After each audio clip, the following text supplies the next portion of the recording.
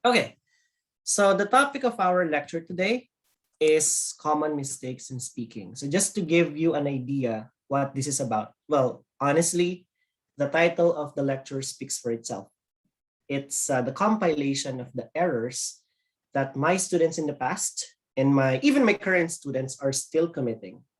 And for us, the new batch of test takers, not to commit the same mistakes that they did, because obviously, if we're going to do so, it will affect our examination score negatively. So the purpose of this lecture is just to understand what are the problems that even I myself as a test taker are committing, and what are the solutions that I can do about them? What are the remedies? What are the practices that I should do before I take the exams? And that is what your common mistakes in speaking lecture is about.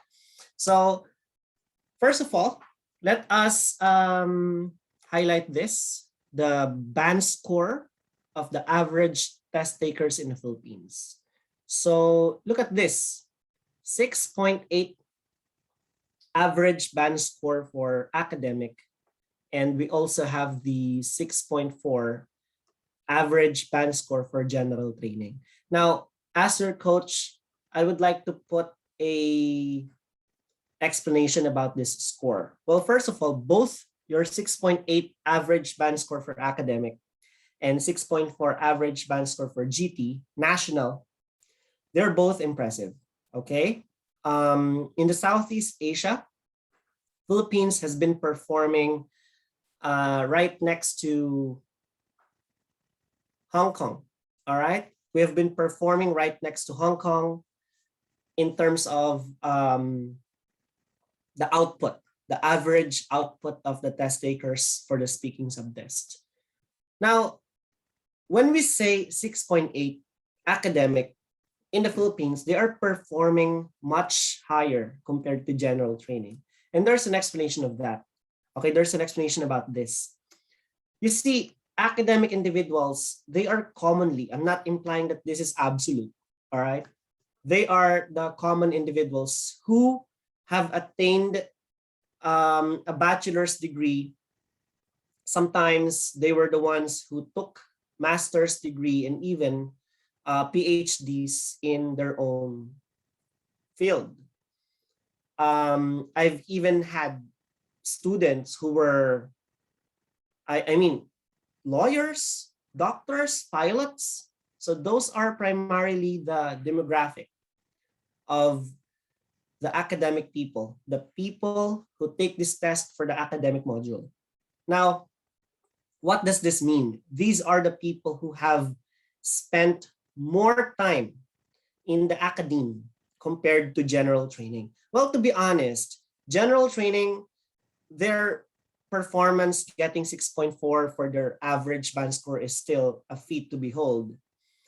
And the thing about this, the beauty about this is most of the general training are not actually putting that much effort, if you know what I mean. They're not putting that much effort into getting a high band score because for them, they're okay with getting a 5 because most of their ideas are like this. I just need to get a 5 of OBS to get in Canada. And that's it. They're not putting that much effort. They were the ones who spend just 2 to 3 weeks of review. Sometimes it's lucky if they're going to spend a month.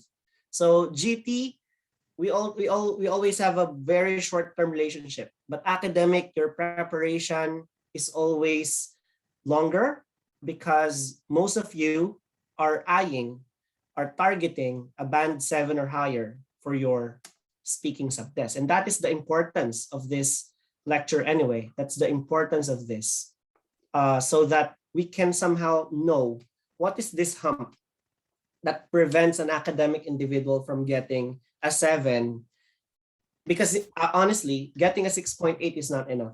Okay. And GT, even though you just need 5 or 6, getting a 7 is still our target. So both ACAD and GT, your target score is not just 7. I want you to put this as your goal, that your target score must be a 9. 9 is your target band score.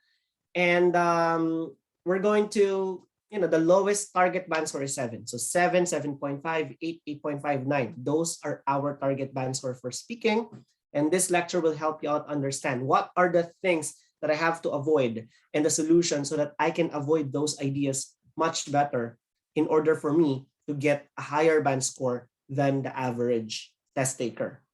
Well, another thing that I would like to put into highlight within this scope of our discussion when it comes to the score is that more than 70% of test takers in this country are just relying on online information. They are relying on Google, they're relying on YouTube. Well, there's nothing wrong with using those online sources. But there are many concerning factors that instead of those videos, those files, those learnings helping you out, they're actually pulling you down. Well, the reason for that is it makes your speech in general mechanical. And that is what examiners don't like. They don't want a memorized type of speech. They don't want a mechanical rhythm.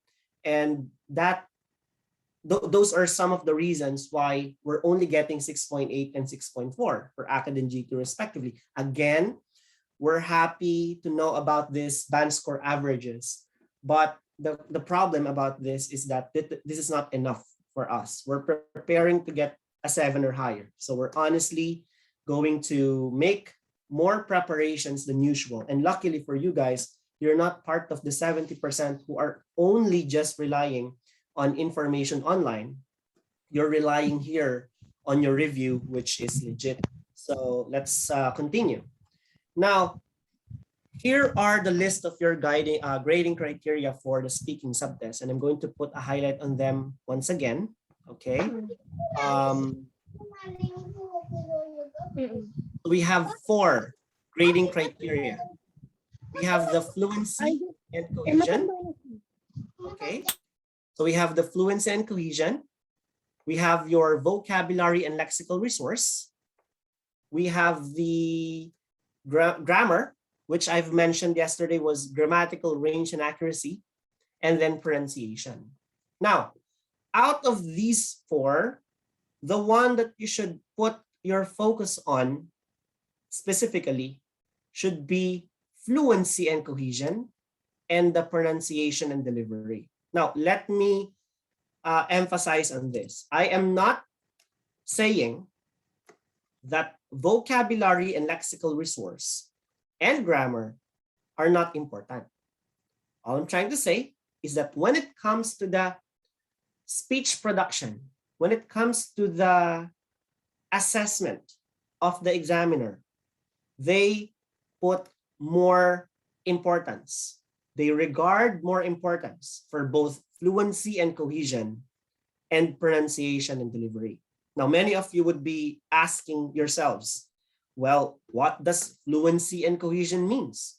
What does pronunciation mean? And how can I improve my vocabulary and lexical resource, including grammatical range and accuracy? So these are the 4 areas of the language, the spoken language, that you must put into perspective. So whenever you're going to answer questions in whatever you do during the test, you are being graded. And the examiners are using this, what we call the band score criteria, which are the 4 that I've mentioned. They have this checklist and they note what errors are you committing and what score will they be giving you in the end of the test. So we should be very careful into thinking that all these areas are equally important, but when it comes to the spoken language, fluency and cohesion, pronunciation are much more regarded by examiners as compared to vocabulary and lexical resource. So let me continue. Common mistakes with fluency and cohesion. Now, you see here an image of a girl, okay? This is perhaps a very common sight by examiners who facilitate the exam. So what do I mean by this being a common sight? Okay, this is what examiners usually see whenever they do an interview with you. So meaning, this is how you appear to the examiner. And this is something that we need to avoid. So at first glance, I want you to think, I don't want you to speak though, I just want you to think about an adjective that you think can best describe this lady in front of you. Well, you could probably think of many definitions, descriptions.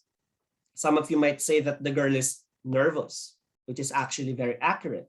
Some of you might proclaim that this girl in front of us does not know what to say. She appears very intimidated. She appears afraid.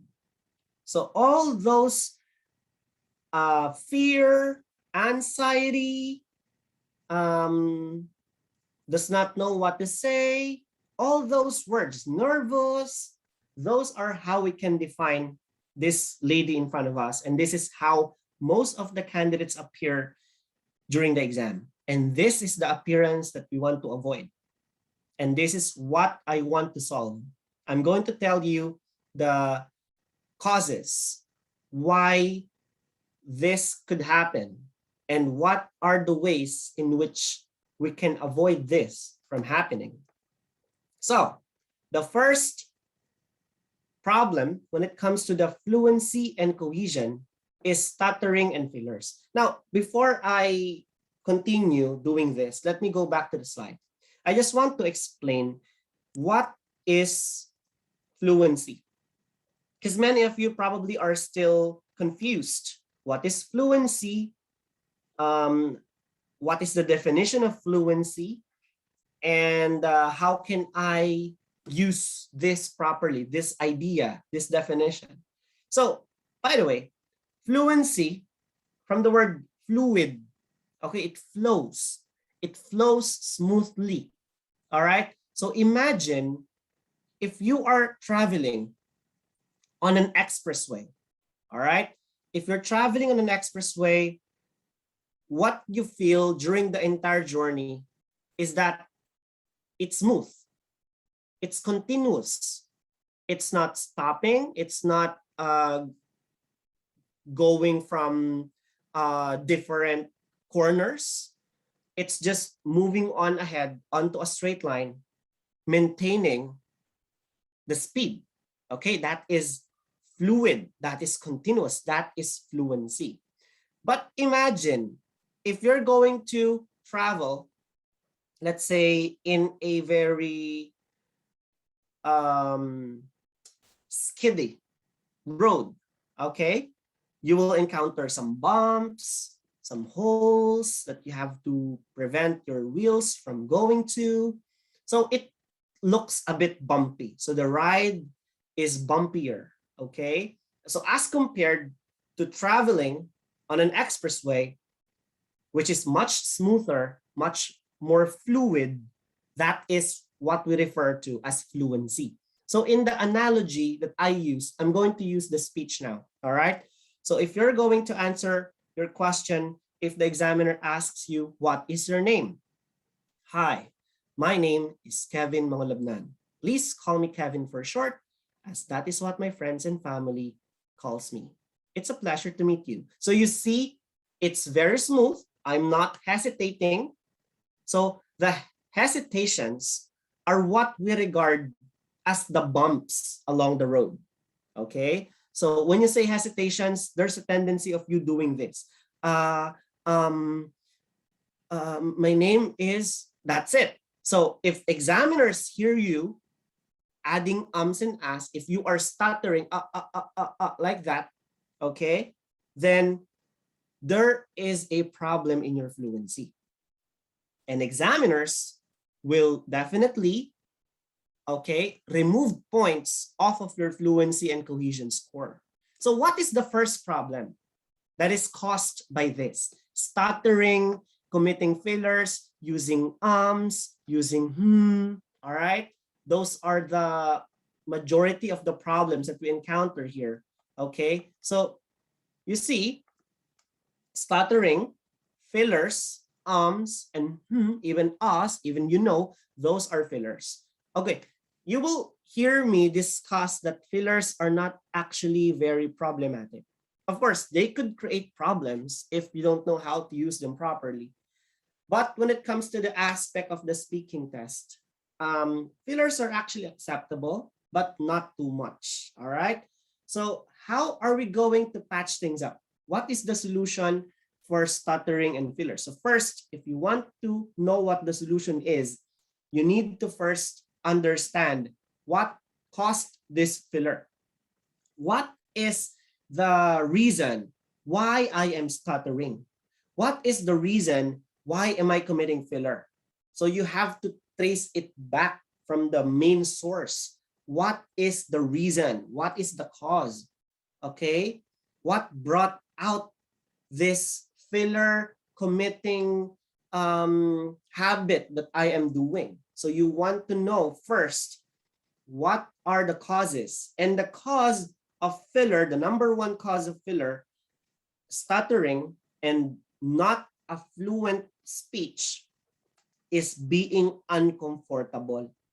So physically and mentally, if you are not prepared in the situation, your body will think that you're not on your healthy self. And there will be some uneasy movements that you will do. So imagine you're on a party, and on that party you saw your ex, so you will be uncomfortable. You will not be able to speak properly. So imagine this. Right now, the teacher said, okay, you will be doing a declamation in front of the class. You're not a very expressive person. You're not a very outwardly expressionist. But the problem is, it's going to happen right now. So you're not prepared. You're uncomfortable. So physically, you will be nervous. Mentally, you will be self-conscious. And both uncomfortable, nervousness, self-consciousness would lead to you committing fillers, would lead to you stuttering during the performance. So what is the solution? What is the solution so that I can avoid stuttering? I could avoid committing fillers so that I will not be uncomfortable, nervous, and self-conscious. Well, the solution to that is very simple. Practice. Okay? You see, people, before they perform an act, before they dance, before they sing, before they participate in sports games, what are they doing? They are practicing. They are practicing because they are conditioning themselves. They are putting themselves in a situation that is very near to what they're expecting to happen. And that is where practice comes into the picture. Okay, you practice so that you get to understand when and which occasions am I going to find the situation more uncomfortable? Is it in task one? Is it in task two? Or is it in task three? Okay, so in practicing, however, you need to undergo coaching sessions. Okay, and in coaching sessions, I am going to play the part of your examiner, and you will play the part of the candidate. So let me know if your examination is 2 months before your, for example, I'm going to take the exams on November 8th, 2021. So we will be beginning our practice starting September 1, 2021. So let me know if you have any plans of taking the test, because that is when we're going to do your practice. Okay, so the next problem that is caused by stuttering and filler is limited vocabulary. There will be occasions in which you just don't know. You don't know what the word is. And you could probably do this. What do you call that again? It's in the tip of my tongue. Okay, you're probably going to do that. And I don't want you to do that, because what you just did with the, what's that word? I can't remember. What do you call this? Okay, that is what we call mumbling in Filipino. Because you just translated the anong tawag dun in English. So it's referring to an expression which is very non-English. So we don't want to do that. So for limited vocabulary, use words which you are more comfortable with. Use words which you are more comfortable using. In the IELTS speaking exam, okay, remember this, that this is not a matter of how rare your words are, how uncommon your words are. This is not about how you can flex the words that you know, which many people don't know. That is not what IELTS is. Okay, that is not what IELTS is. IELTS is about how you can use the words to express yourself in a communication. That's why there are some review centers who teach this. They want you to flex the words. Sometimes they will teach you, you have to use flabbergasted or humongous or nonchalant. But to be honest, if you're going to use those words and you're not comfortable using those words, then the problem is you will be committing fillers. You will stutter if you're not used to it, okay? And examiners will not appreciate big words. So when it comes to formality of the language use in the IELTS, it is much better to use a more friendly choice of words, okay? So use the words which you are more comfortable with so that you will not be limited with your vocabulary, you will not stutter, you will not commit fillers. So read more, observe English speakers. Sir, I have a problem. This has been going on for more than a year now, okay? We might not know what type of exam you're going to encounter, okay? What type of exam is it going to be? Is it going to be you, the candidate, the examiner in front of one another, okay, with a table separated in front of you? There is a plastic acrylic glass that separates you, and then you will both be wearing masks, okay? So when you practice, when you speak, I want you to also wear a mask. And the mask that you will wear, my suggestion is you either use a medical surgical mask or perhaps an N95 or a KN95 mask, because both of them are what they allow, and both of them are much more comfortable as compared to any other type of mask. So if you are much more comfortable speaking in that type of mask, then good for you. But if you still don't, then you have to learn how to be much more comfortable.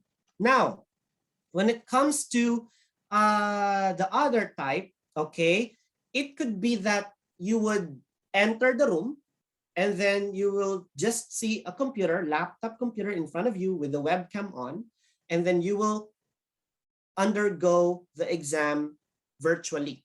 So the examiner is on the other end of the connection on the laptop, and then you will be interviewed during your 15-minute one-on-one.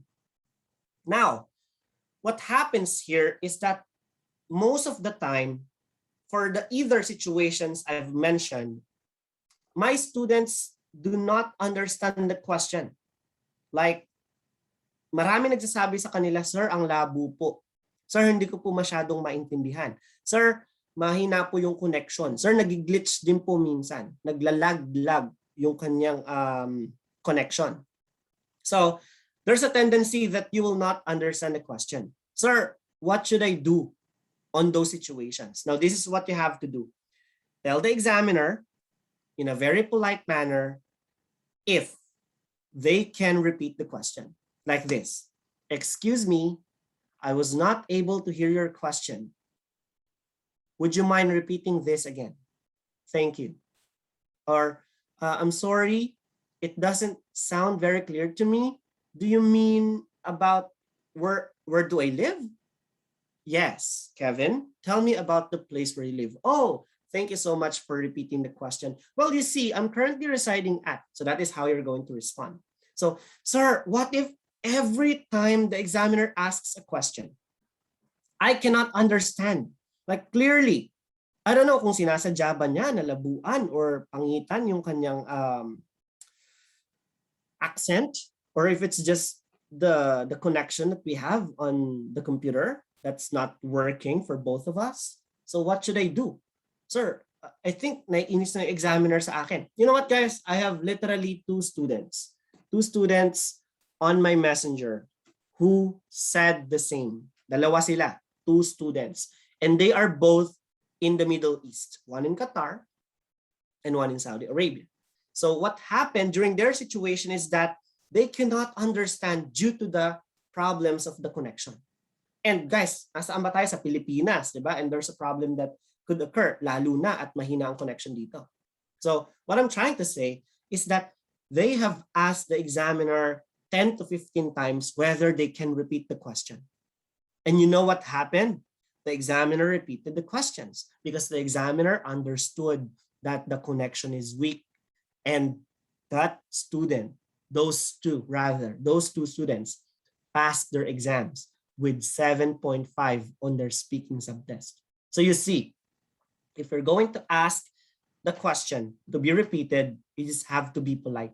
You don't have to be afraid. It's much more difficult kung hindi mo naintindihan yung question, you tried to come up with your own understanding of the context, and in doing so, mali pala yung interpretation mo na mali ngayon yung sagot mo. That will affect your cohesion. That is, when it comes to cohesion, it's the relevance of the question to your answer. So for example, what is your name? And your answer is, my dog's name is Cloud. So what's wrong with that? Although nagsagot ka, it's smooth, it's fluent, you use the aspects of grammar, you use your pronunciation and delivery properly, but your answer is technically not relevant to the question. I'm asking about your name and you told me about the name of your dog. There's no relationship between the question and the answer. So miscommunications can occur. And that is what we're trying to avoid. Okay? If you are unfamiliar with the topic, know what to expect. Okay? So sir, what am I going to expect? What type of questions would appear in part 1? Questions in task 1, this is the part where you should expect questions to be about yourself. Your interests, your likes, your dislikes, your favorites, your past, your future, your childhood, your experiences, okay? Everything about you, your family, your friends, your habits, even your bad habits. They will ask about that, your favorite color, whether you like taking care of animals. Everything about you, you should expect that in part 1. Now in task 2, this is what you should expect. They ask questions in task 2, which is related to you, something of great significance to you. It could be a book that you would like to share with your friends. It could be a type of clothing that you own. It could be a color that you like. It could be a painting that you saw. So anything, an object, an experience that have great significance to you. That is your task 2. And task 3, this is where examiners ask you about your opinion. They will ask you about your opinions on many things. They will ask you opinions about which one is better, this one or this one. They will ask you about what is your opinion about the environment. They will ask you about anything. So most of your part 3 are going to be your opinions. So you have to be prepared. How are you going to express yourself in a much more opinionated manner?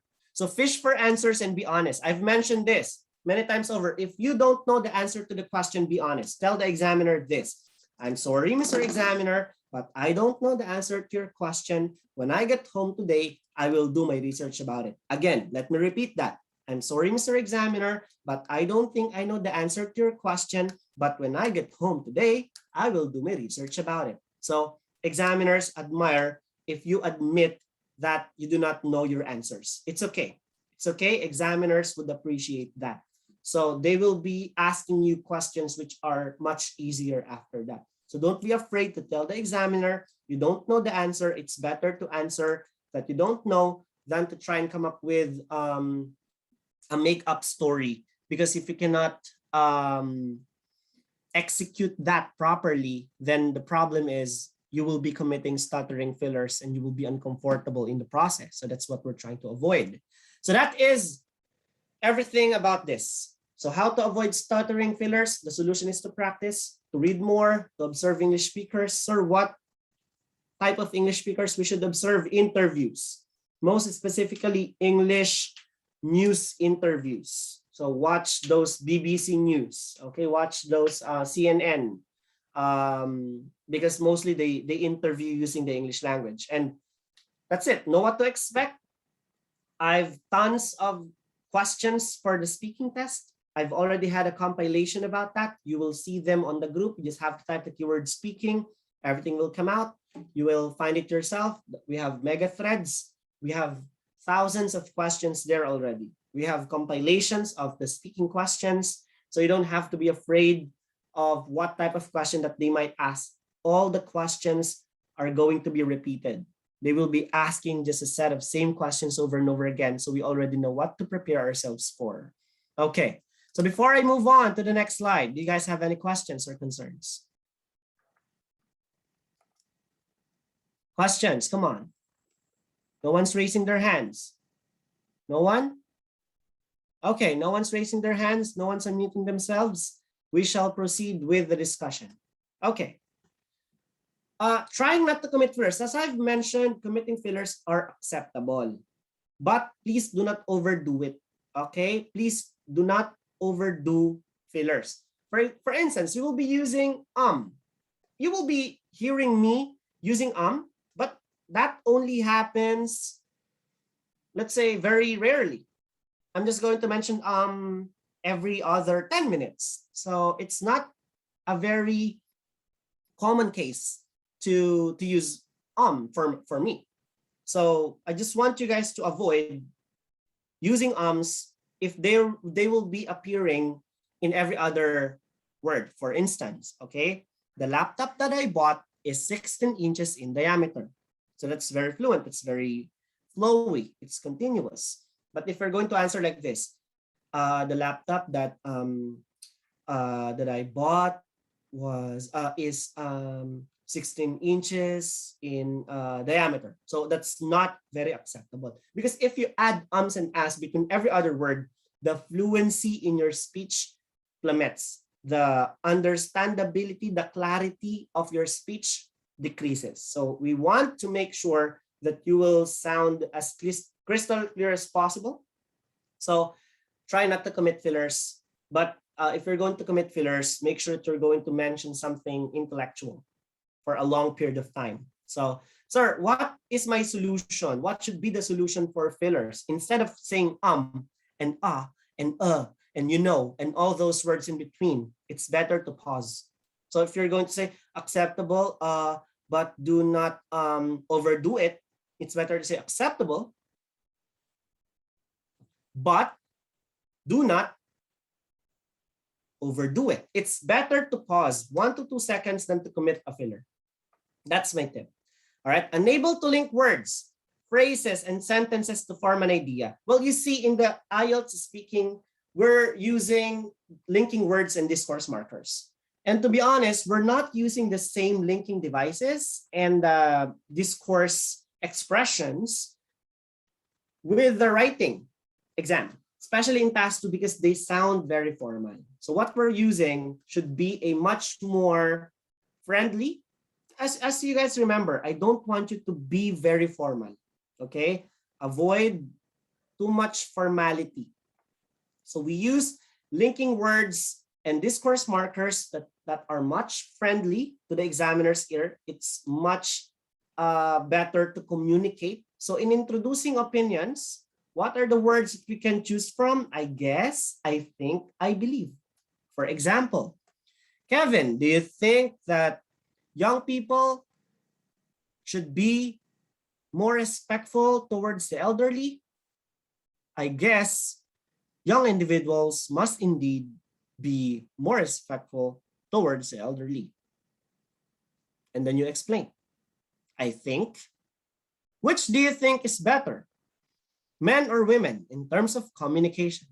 I believe men are more upfront when it comes to speaking, but women can talk more lengthily in an extensive period of time. But I still believe that in terms of communication, women are better because they are much more expressive and they can explain their matters with their emotions. O yun, that's my answer. Okay, so you use I guess, I think, I believe. Now, if you're introducing reasons, you can use the word because.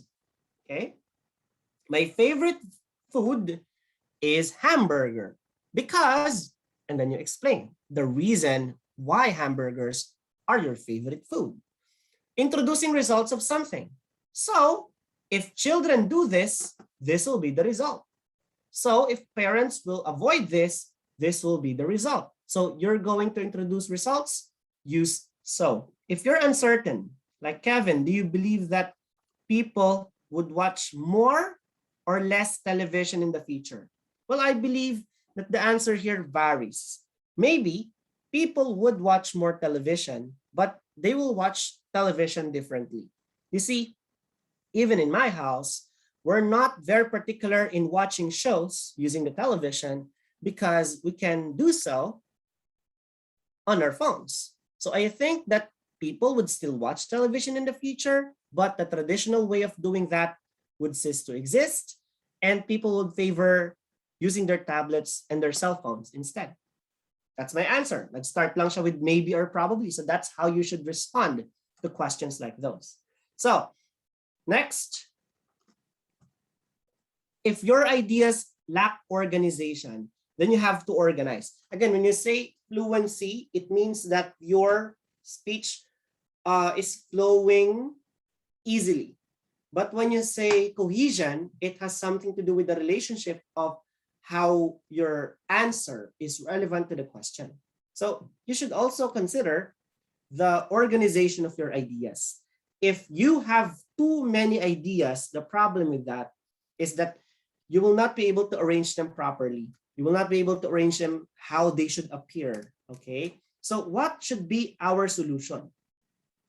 So the solution is that we use the following ways of organization. The first one, okay, let me use my annotations here now. Okay, the first one is the chronological order.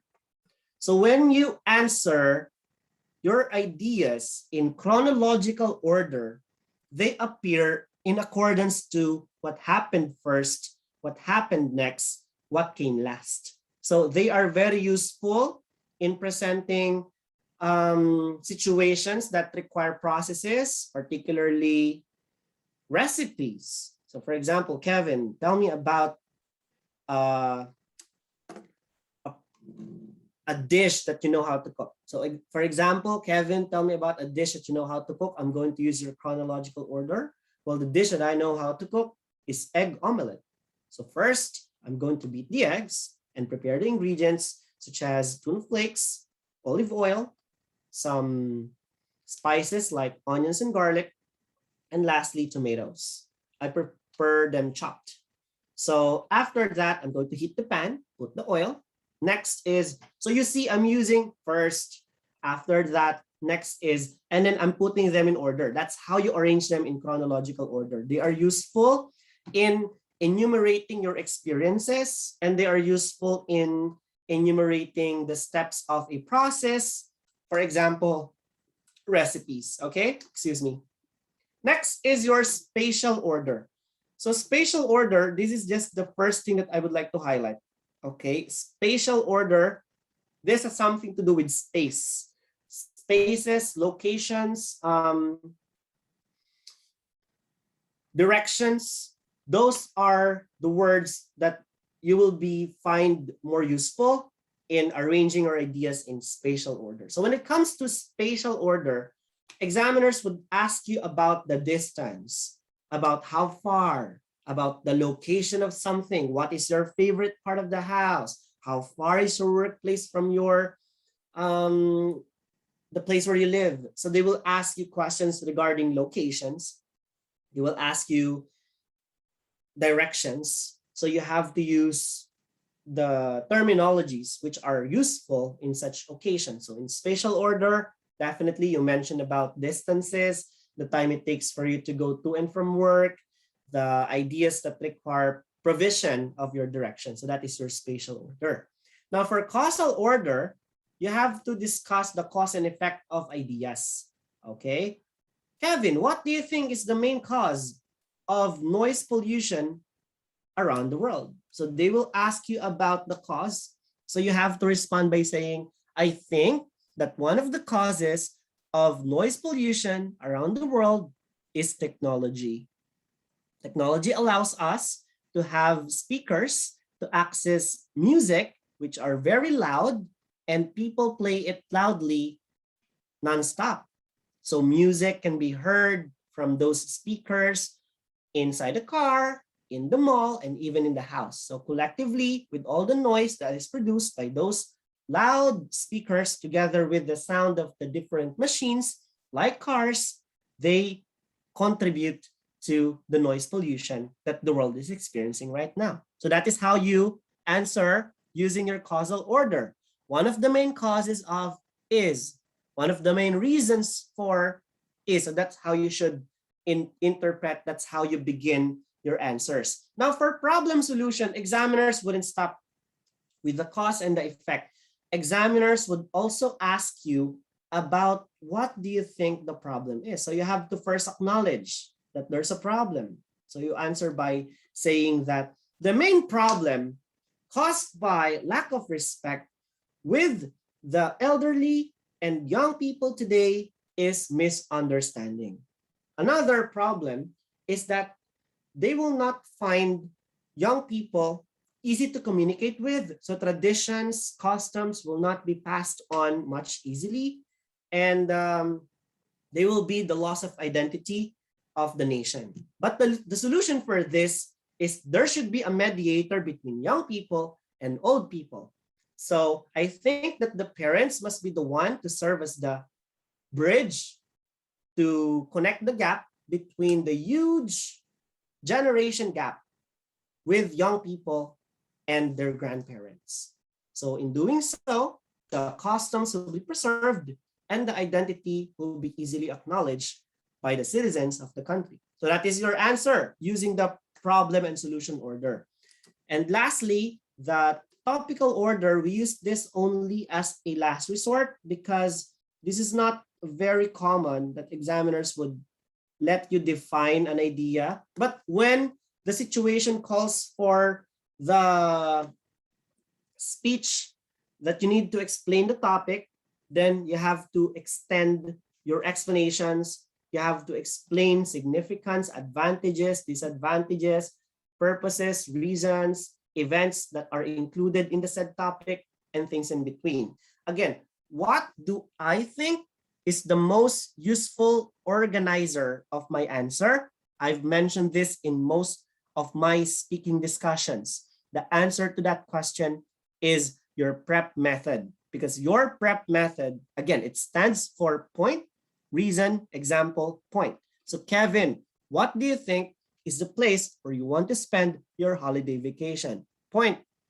I think Malta is a great holiday destination. Reason.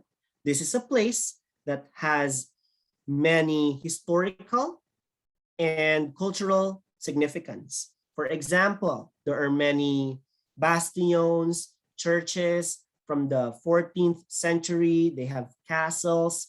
There are many activities for tourists and travelers like me, especially diving and swimming, because they have many beautiful inlets and bays and even beaches. That is why I think Malta is a great destination that I would like to spend my holiday with. That is your last point, the summary. So prep, point, reason, example, point. Point, your answer, direct answer to the question. Why banana? Banana is my favorite fruit because reason, explain. For example, give me situations that will prove that banana really is your favorite fruit. I always put a banana in my bag because I go to the gym and I eat bananas after going to the gym. That's why favorite fruit is banana. Your reason is that it's sweet, It's easy to carry. You just have to peel it. You don't need special knives because, you know, if you compare bananas with other fruit like coconuts, are you going to put coconuts inside your bag? Of course not. Hihiwain mo pa yun, bibiyakin mo pa yun, di ba? Pupunta ka ng mall, pupunta ka ng gym kasama mga kaibigan mo, tapos may dala kang buko. So I hope you guys understand my narrative here, okay? So before I continue with my discussion, do you guys have any questions? Okay, Denver, may tanong ka ba? No, sir. Wala po. Okay. What about you, Sir Richard? Meron ka bang tanong? Wala, sir. Okay. Masyado ba akong mabilis, Ma'am Christine? Hindi po, sir. Sakto lang po. Okay. What about you, Joy Camille? May mga katanungan ka ba? Okay, Joy Camille. What about you, May Flaminiano? Do you have any concerns or questions or clarifications? Okay, wala. So tahimik po si Joy Camille at saka si May. Like what I've promised, dahil ko konti lang po ang attendees ko ngayon, mas madami akong itatanong sa inyo sa mga susunod kong slides. Okay, so you have to prepare. So next, I'm going to delete first my drawings. And we're right here. All right, so hesitation and self-correction. So I don't want you guys correcting yourself too much, okay? Because when you correct yourself too much, it adds to the problem of being comfortable. So I want you to be comfortable throughout. This is a 10 to 15 minute interview that we're talking about. So your level of consciousness would somehow be diminished or improved within the interview itself. So avoid focusing too much on vocab and grammar, because when you focus too much on vocab and grammar, this is where you commit a lot of errors. Okay, I'm giving you an example. Okay, my mother is my favorite person in the world because they, so instead of you committing just one error, you corrected yourself with another mistake, and that led not only to one error but two. Examiners nga, baka hindi nga niya narinig na you mentioned he, na namali ka ng paggamit ng noun Okay, sorry, ng pronoun So you were caught because of your own doing. So I want you to commit to your answers and do not make mistakes obvious. So sir, akala ko ba that it is equally important to have this awareness of register. Okay? When you say awareness of register, baka naguguluhan na yung iba. I just want to explain this. Awareness of register is that when you are aware that you're committing a mistake and it's registering as you speak.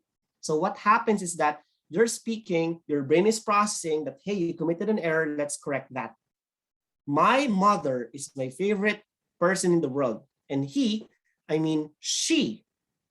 takes care of us, her children, every day.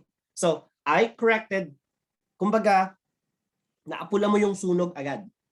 Okay, but that is not what I want. If you committed an error, stick with it. He takes care of us, her children, every day. She is also very, she. And then if you're going to have more situations na masasabi mo pa yung tama, doon ka maglagay ng corrections. Okay? So do not correct your errors too much. What I want to say is that if you're given a chance, that's the time that you correct your error. But commit to your answers so that the errors are not very obvious. Okay? Now, when you change your answers in the middle of speaking, well, think about 1 to 2 seconds before you talk and anticipate questions. So when you say yes, I mean no. So that's not going to help your case because honesty also plays a role here. Imagine your examiner and yourself, you're both strangers. You just met today. And examiners are expecting that you are a very honest and a very intellectual candidate, and you are changing your answer all the time. So para bang ang dating nun, hindi ka nagsasabi ng totoo. You're a liar. So examiners would not trust you. So trust is required to establish a much better rapport and connection. So in the aspect of communication, rapport and connection is very essential. So you have to also consider that. Okay, next, trying to come up with an impressive answer. Again, there is no right or wrong answer in the speaking exam. This is not an intelligence test, okay?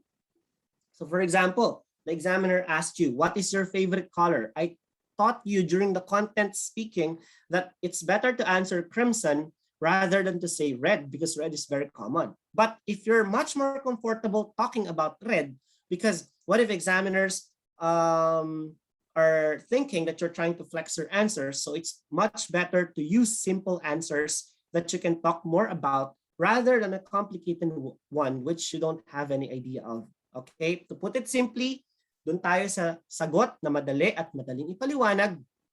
Wag sa mga sagot na maganda nga pakinggan, maganda nga sa pandinig, maganda ang kanyang tunog, pero hindi mo naman siya kayang panindigan. Wow, big word. All right. So distracted, if you're daydreaming, thinking about the consequences of test results, please focus on the task at hand, focus on the exam. Your sole purpose is to think about your answers and to respond to those questions, not about the consequences and what will be the outcome of your test, because primarily that's when problems happen. Your brain is being overloaded with too much information already, so please do not stress yourself too much, okay? Thinking of better or appropriate words, guys, make use of available words. Sir, hindi ko po maalala yung English po ng kalabaw. All right, so Kevin, tell me about the animal that you always see in the farm, diba? Sir, I can think about the English of kalabaw. So ano pong gagawin ko? So explain. There's this very big animal, black in color with horns that help the farmer. I'm really scared when I see that. It looks like a cow, but it's black. So this animal, this beast, all right? So again, I have explained to you what a buffalo is without remembering what the exact same word of it. So make use of available words. If you cannot think of the exact term, think about ways how you can describe the word to the examiner instead. Short answers. Never answer with yes or no. There should always be a follow-up. You tap it. So here is your answer. Explain it. Add more details. Give more discussions. Do not shoot yourself on the foot. You always have to be talkative. Sir, unfortunately, I'm not a very talkative person. Well, that's why you're here. You can still practice. You can still change that. May mga pagkakataon pa para baguhin mo yon. No structure in speaking task 2. Do not limit your answer to the bullet points or guide questions below the task description. I've mentioned this during my major lectures in speaking. Here is your answer. What is your favorite food? You mentioned ice cream. How often you eat it? Twice a week.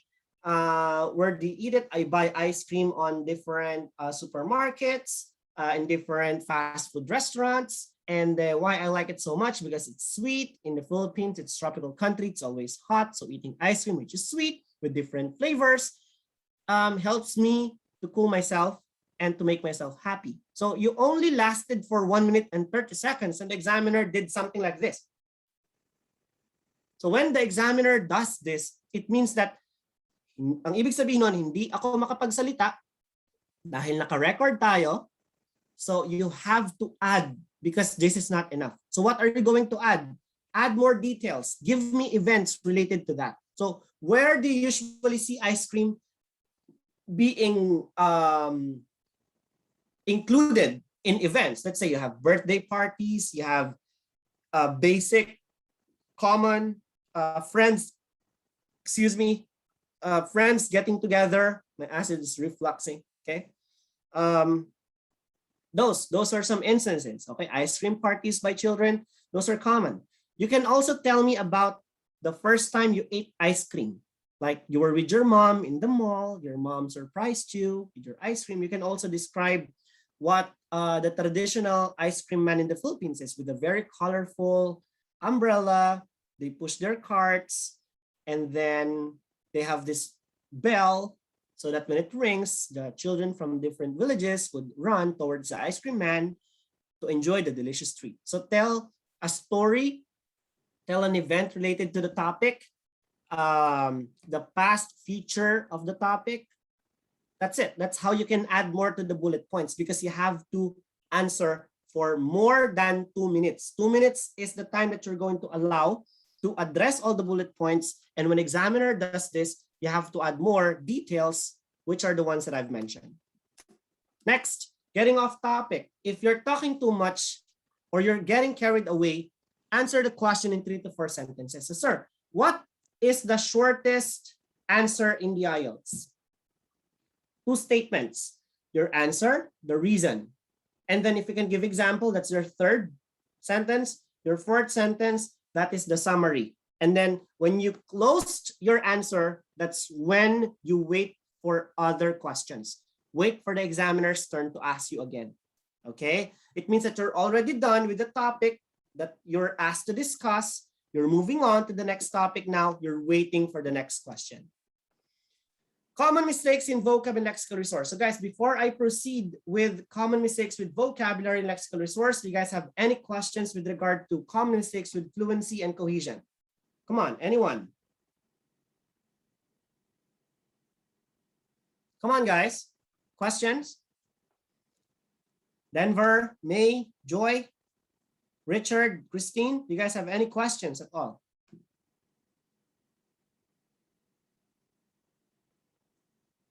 Okay, I will take that as a no. So let me continue with my discussion. So common mistakes with vocab, as you can see here, my caricature, my cartoon here is that the person is scratching its head, looking at the different books. Well, forgetfulness is a very problematic experience. There will be situations in which we will forget the terminologies. Ano yung tawag do sa mga words? So you have to be resourceful. You have to improvise. Okay, that is my suggestion. So misuse of words, avoid complex or highfalutin words. Trust me, if a word is difficult for you to pronounce or it's difficult for us to spell, then that word is not correct. So my suggestion is use simple type of words. So again, another mistake is the repeated use of specific words. Most often than not, the most specific, the most repeated word by people is I. So when you repeat I too often, it's not also going to help your case. Okay, repeated use of specific words. Don't also use too much very happy, very sad, very good, very important. So you can think of synonyms. Avoid very happy, joyful. Very sad, down, blue. So use other terms. Very good, a lot of advantages. Diba? So you can't think of any other word. Don't overuse your very. Okay? So expand your vocabulary. If you cannot think of a synonym, replace the word with a phrase that describes it. As I've discussed a while ago, instead of using the word buffalo or carabao, and you forgot the term, describe it. For example, you're talking about badminton. Okay, the problem is you're talking about badminton and you forgot the ball that people hits during badminton games. We call it shuttlecock, but it so happened that you forgot. So what are you going to do? Explain. This ball hit during badminton games made out of cork and rubber with feathers attached to it. So instead of trying to remember what shuttlecock is, I discussed its appearance. I described what a shuttlecock is to you. And that is so much better. Okay, so that is what you should do if you're forgetting the words. Okay, so next. Overuse of transition signals. Substitute transitional devices used in writing with more common words to sound more natural. Like I guess, I think, in my opinion, my answer is, in my perspective. Okay, overuse of adverbs. Look for synonyms of words that require modifiers. Example, when you're going to say very fast, okay? Like the boy ran very fast. The boy sprinted to catch the ball. I am very happy to know that you're here. Diba? I am joyful that you're here. A good singer. Sally is a good singer. A very good singer. So why don't you say Sally is an excellent singer instead? Okay. Next is parroting the examiner. You know what examiners hate as well is if you're repeating the question that they mentioned. If you're repeating the words that they're using in their question, so we call it the parroting of the examiner. So instead of parroting or repeating the question, it's much better to paraphrase or directly answer the question. So how are we going to do this? So I'm going to give you an example. Examiners will ask you, where do you live? Instead of answering, I live in, it's much better to say, I'm currently residing at, then give your address. What is your name? Hi, I'm, instead of saying, my name is. Are you working or are you studying? I am currently working. Instead of doing that, I am currently employed in, and then say your workplace, state your job, mention how long you've been working, and what do you like about it. Okay? So that is how you paraphrase, or it can help your case by just directly answering the question. Now, the standard introduction for speaking task 2 goes like this. Many people watch YouTube videos, and I don't have any problems with that. You know, you see, it's actually okay when people use standard templates, but examiners hate that. So what is the most standard template that people use during the speaking task 2? They say it like this. Today, I'm going to talk to you about my topic, which is my favorite restaurant. So examiners hate that. They keep on hearing that for years because of the videos, because of the Google answers that they help people with. I know they're trying to just help people, but in the process, it just made things worse. So, sir, how do you suggest that we introduce our speaking task 2? So if the question is discuss your favorite restaurant, you can answer it in a manner like this. There have been many restaurants which I've tried eating at, but the one that I constantly return is Yellow Cab. Yellow Cab is a restaurant, so you explain, you start. Okay, so instead of starting with today, I'm going to talk to you about the restaurant that I like eating at. So it's much better to just start with a less standard version in a less obvious manner, that this is template, okay?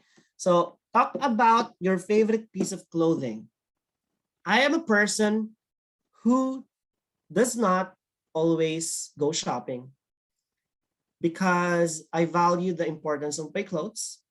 But my favorite clothing as of today would be my blue Nike shirt.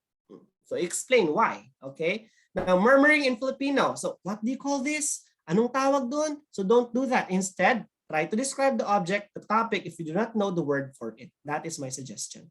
Now we're done with common mistakes in vocab. We should proceed now with the common mistakes in grammar. So in grammar, there are very common mistakes, unfinished or incomplete sentences. Okay, so you always have to remember to answer your questions in full. Next, William is a sports enthusiast and he liked play basketball. Instead of saying he liked play basketball, it's much better to say he likes to play basketball. So inappropriate personal pronouns, gender. My father is a businessman and she, so it should be he. So you change that when you get the chance. My father is a businessman and she, I mean, he knows how to make money, or other, my father is a businessman and she knows how to make money. He is very hardworking and he is also very helpful to his siblings. So that's the time that you will be using he to highlight that you are trying to correct the mistake you committed a while ago. Now, nouns and pronouns contradict in number. I think students, take a look at this sentence, okay? Take a look at this sentence. All right, nouns and pronouns. I'm trying to get my annotation, okay? Nouns and pronouns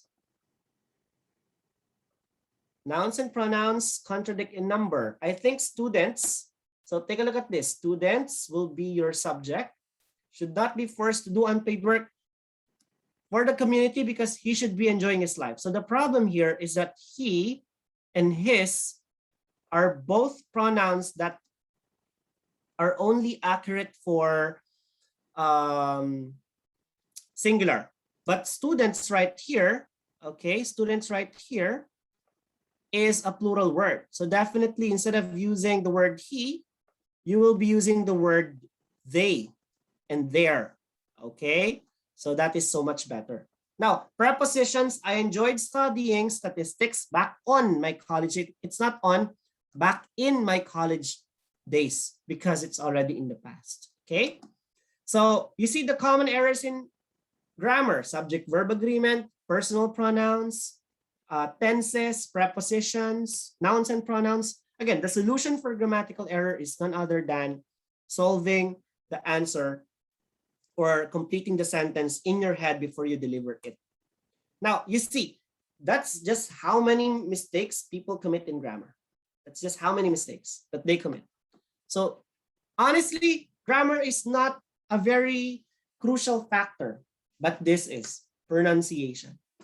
Pronunciation and delivery. This is how you respond to the question. This is how you deliver your answers. This is how you can express yourself naturally. And this is the most important thing when it comes to the speaking subtest. This is what examiners look for the most. They don't care.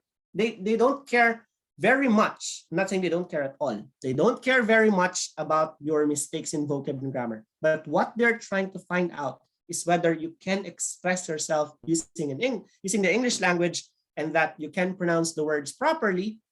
You can observe the aspects of enunciation. You can use the delivery of the speech in a very natural manner, not in a mechanical rhythm. So let's take a look. Talking too fast. So this is what I want most of my students avoid, okay? I don't want you guys to talk very fast. And the cause of this is because many of my students are excited or if they are too nervous. You see, when people are too nervous, ang ginagawa nila, nagsasalita sila ng mabilis para ma-overcome nila yung nervyos. And that is not correct. The solution here, so that you can avoid talking too fast, is take deep breaths. Relax. Remember, the slower the rate of your speech is, the more clear your answers are, the better clarity your answers will have. So take deep breaths, use hand gestures to loosen up, but we don't want to overuse hand gestures.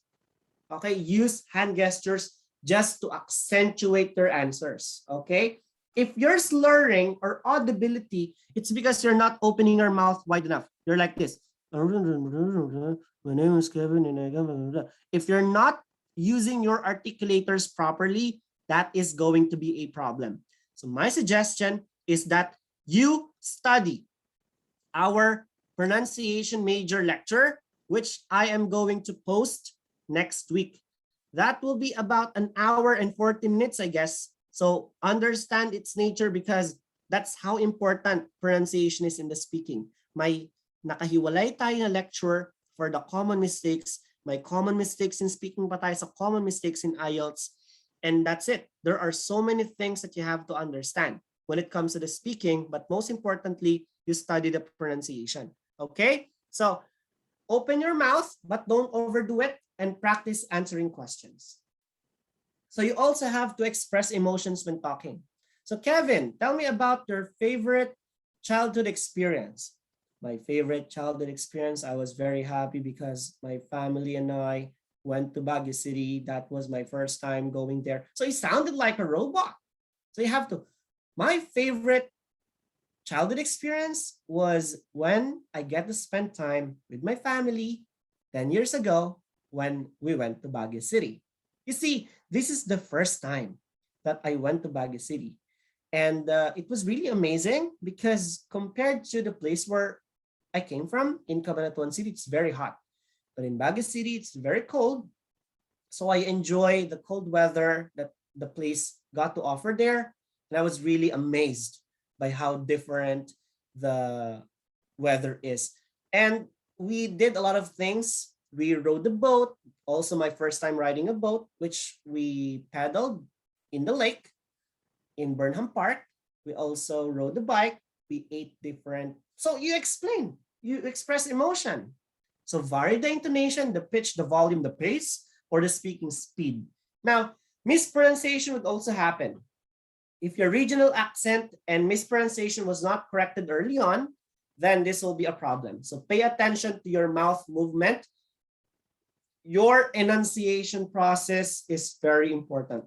How you articulate, how you pronounce the syllables, how do you put spaces with those words, with the aspect of verbal phrasing. All of those will be tackled next week on your pronunciation major video.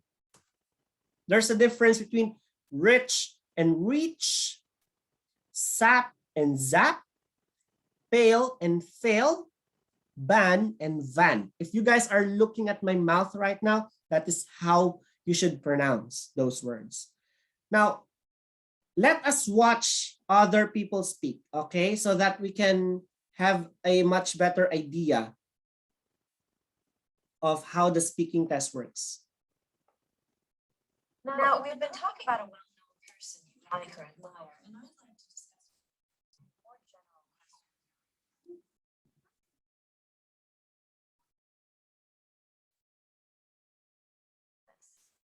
Politicians, pop stars, and sports stars.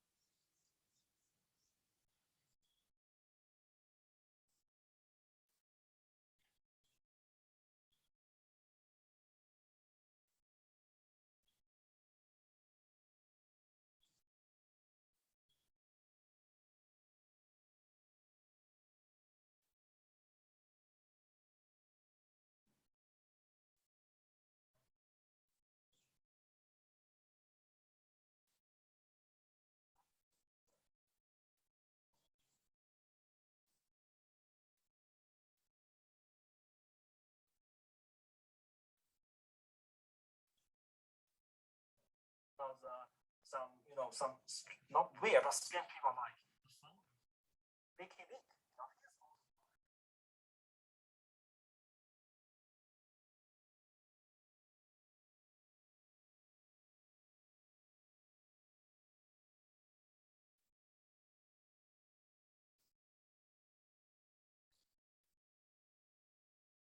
Printers, so definitely this kind of website or the new technology will have,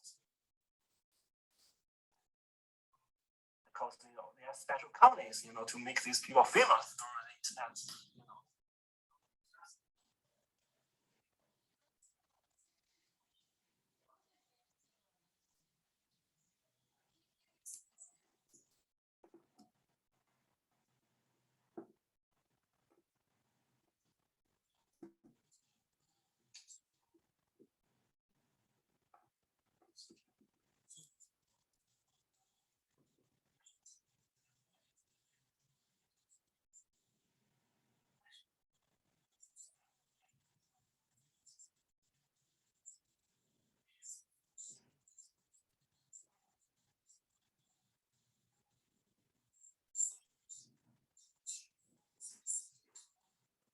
I think that's a typical example of how the famous people to help the company successful.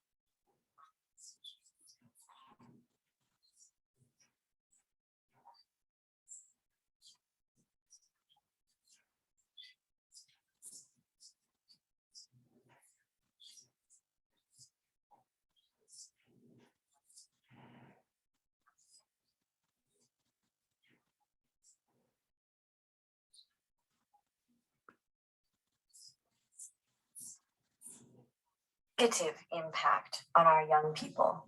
Well, as we know, some famous people is not friends.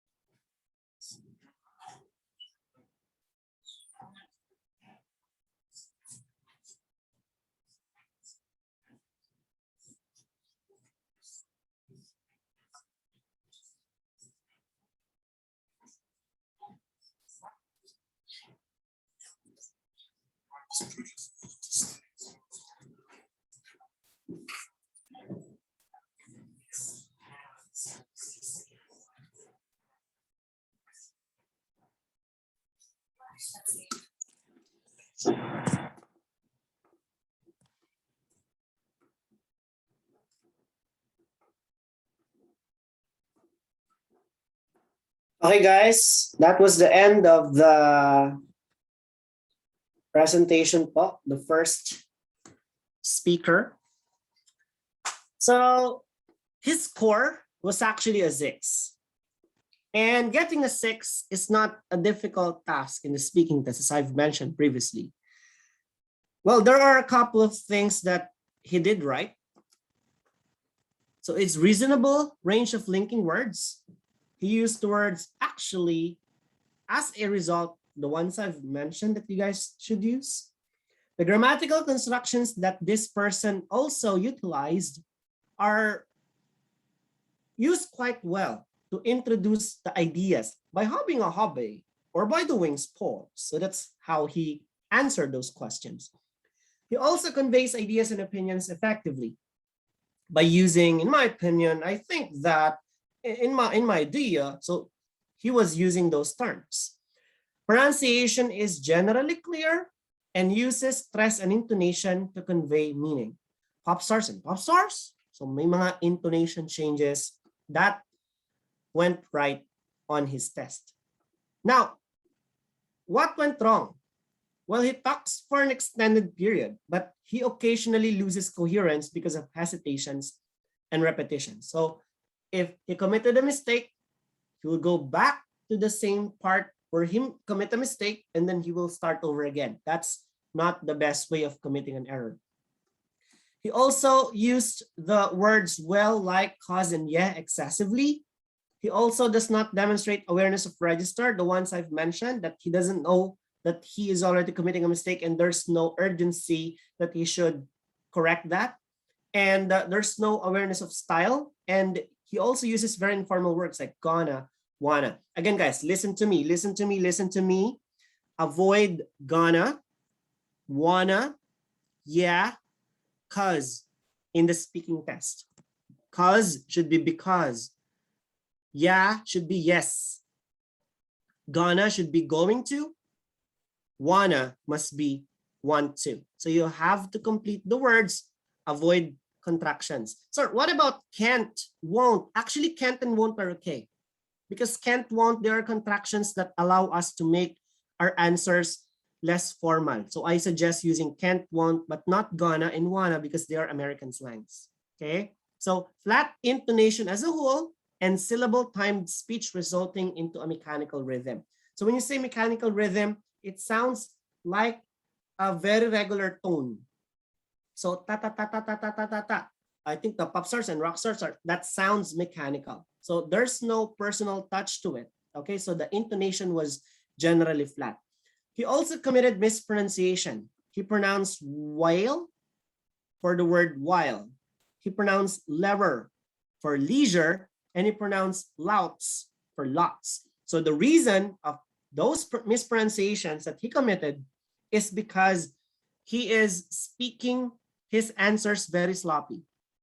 He's not trying to interpret using the aspects of enunciation. He's not following the articulation process accurately. So again, it is much better to slow down the rate of your speech than to run quickly to those words. So that is what went wrong. Now, let's watch another video.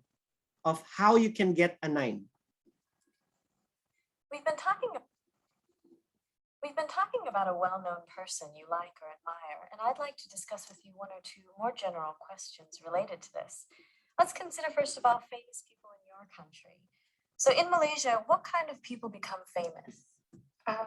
In Malaysia, definitely the politicians and also some actors and actresses are very famous among Malaysians. So what about in the past? Is that the same as in the past? Were politicians and actors and actresses always? I think definitely in the past, if you're talking about the 50s and 60s, movies were the number one communication tool between villages or towns. So the people definitely knew actors and actresses better than the politicians. Compared to now, you have TV and news where people follow politicians' personal life more than an actor or actress. Because in many cultures, quite the opposite has happened, where politicians used to be quite well known, whereas nowadays movie stars, television stars are more well known. What do you think about in the future? Do you think that that's going to continue? Politicians will continue to be? I think definitely in the future, because the world is becoming more globalized, Malaysians would have a tendency to be exposed to more international programs and they know international stuff.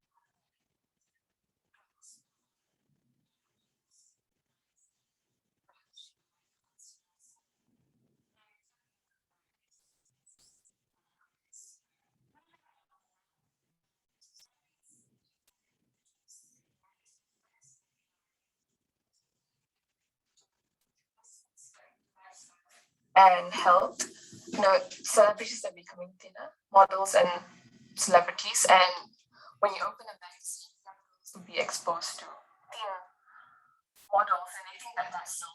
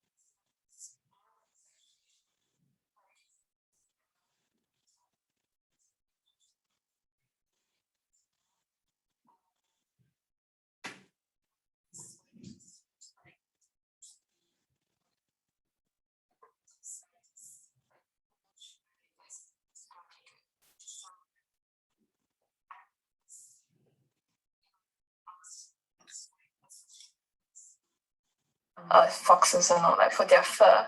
And, you know, it strikes a chord because it's a celebrity. Oh, that person's doing that.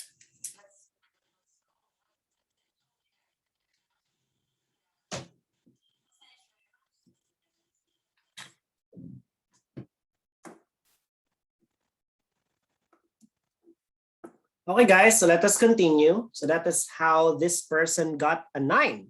So surprisingly, she used tons of ums and you knows, but the perception of the examiner here is that the you knows and yeah of her speech are actually part of their culture because she's Malaysian and they are having this British inclusion of their speech. So that's why she also pronounced advertisement as advertisement. So that's the main difference. Now let us get to understand what are the things that we need to do for us to get much more prepared for the test. So undergo at least 10 coaching sessions before applying for the test. Attend minor lectures related to speaking. What are those minor lectures? Grammar 1 to Grammar 7, Vocab 1, 2, 3, and 4, Grammar for IELTS, Vocab for IELTS, Pronunciation Major, Common Mistakes in IELTS, Common Mistakes in Speaking. Those are the list of list of lectures that are helpful for your minor lectures, okay?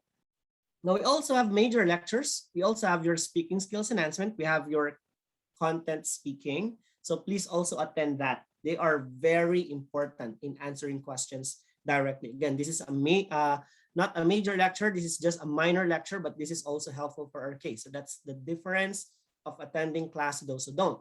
Then grammar lectures, if your orange book, on your orange book, we have compiled some questions, but I also have a list of a list of the questions that you can actually use, and they are on the group. You just have to type the keyword speaking. I have 2 PDF files, which in total would be 27 pages, and all the speaking, the most recent questions that were asked to my students in the past, feel free to use them in your practice. Practice answering speaking task cards. Make it a habit to answer questions, practicing, so that when the time of our coaching arrives and on the time of your examination, you know what your answers are. Hindi ka na mag-iisip na, ano nga bang paborito kong TV show? What is really my favorite color? Ano nga bang paborito kong damit? So hindi ka na magkakaroon ng ganon. It will be automatic for you. So you just have to make yourself aware of the question so that when the time of your exam arrives, you will much be comfortable answering them. Expand your vocabulary through reading. Watch English movies and TV programs. The English movies and TV programs that you should watch must be in English. Of course, how can you improve in IELTS if you're going to watch Chinese films or Korean films? I have nothing against Korean. I like watching anime in Japanese, but please watch more English programs, especially those with interviews. Be confident on your preparations. Remember, when you speak, there's a difference when you speak smiling. So even though you are wearing a mask, practice smiling and practice stretching your mouth so that you can articulate the answers much better. Start strong and finish strong. Aim for a 9.0 because getting a 9 in this exam is actually achievable. So now we will proceed with your activities. Oh, by the way, there was a question that a student asked here. The question was Denver's. Okay, so Denver asked, sorry, I have a question regarding vocab. Like what you discussed a while ago, if we don't know the exact word for one object and alike, is it all right if we will start the sentence with sorry, I don't know the exact word before describing the thing that we are referring to? Actually, yes. Sorry, I forgot the term, but it is, and then describe. You can actually do that, all right? That is being honest with yourself. You're actually acknowledging that you don't know the word so that the examiner will not have this idea now, oh, this is the part where Denver will answer the word and this is the part where I have to listen. But what I expect is the word and not a description. So it's better to say, sorry, I don't know the exact word, but this is, so you describe. But don't say that, sorry, I don't know what you call this. What do you call this? Avoid that because that is, again, mumbling in Filipino. So Denver, was I able to answer your question? Yes, sir. Okay, thank you so much. So, people, I want you guys to prepare your pencil and paper because you will be completing some answers here. So, complete the interviewee's answers with phrases from the box. You don't have to complete the answers using the phrases anymore. All you have to do is to answer them using letters. So, for example, okay, let me give this to you as an example. Interview were. So, this is the question. Which places did you visit often when you were a child? So take a look at that. Which, okay, which places did you visit? Let me just use my annotation so that you can follow.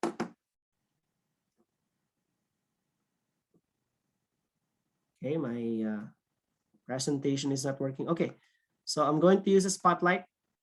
So which places did you visit often when you were a child? So your answer here is this.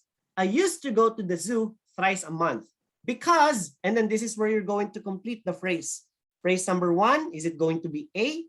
So try, tingnan nyo, papasok ba si A dito sa statement na to? Susunod ko ba si B? Papasok ba siya sa statement na to? Or perhaps si C, papasok siya dito? Or D, will it be accurate enough para dito? So think about alin po sa mga statements na to ang lalabas para sa 1, 2, 3, and 4. So paano mo siya sasagutan? Okay, gumawa ka ng something like this. So you have a paper like this. Okay, this is the red one. So you will put interview 1, for example. So nakalagay dyan, interview 1. This is where you're going to put this. And then you will have 1, 2, 3, 4. So this is your 1, sorry. 1, 2, 3, 4. And then you will put the answer beside it. Let's say CDBA. So that is your interview 1. So that is how you answer that. I'm giving you guys 3 minutes. After 3 minutes, we will go to interview 2 and then interview 3, and then I will show you the answers. Okay? So good luck on your interview 1.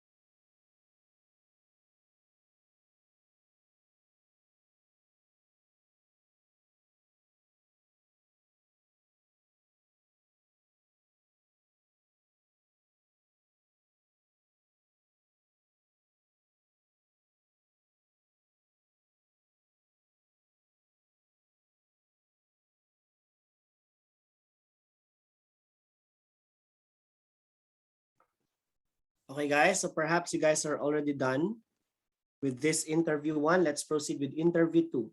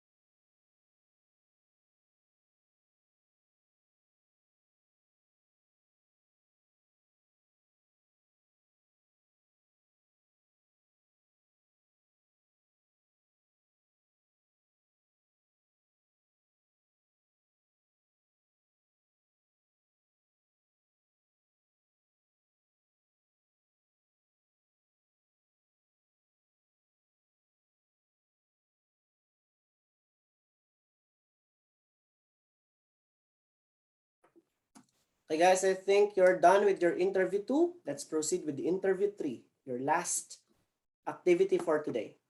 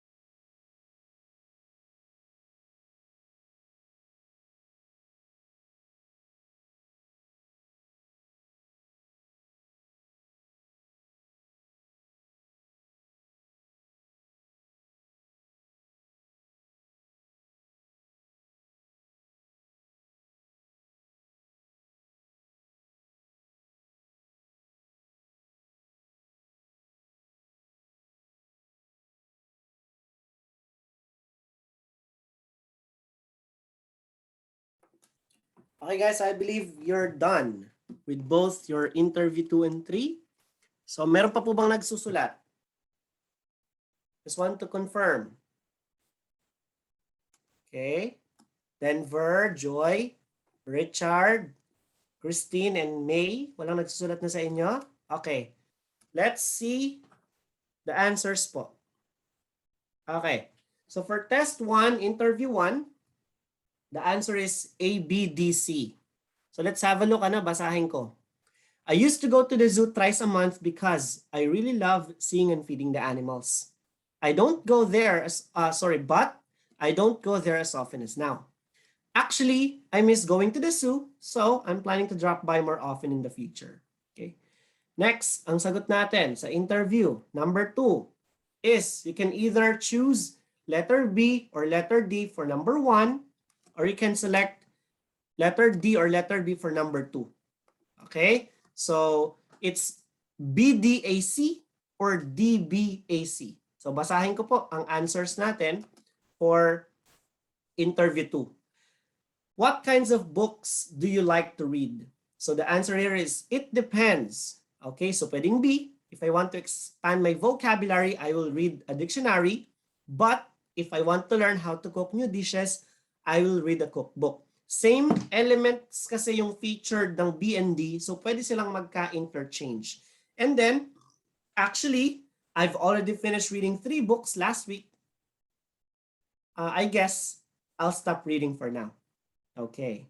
So, that is your answer, BDAC or DBAC. Now, for interview 3, ang answer natin ay BCD. Okay, let me read.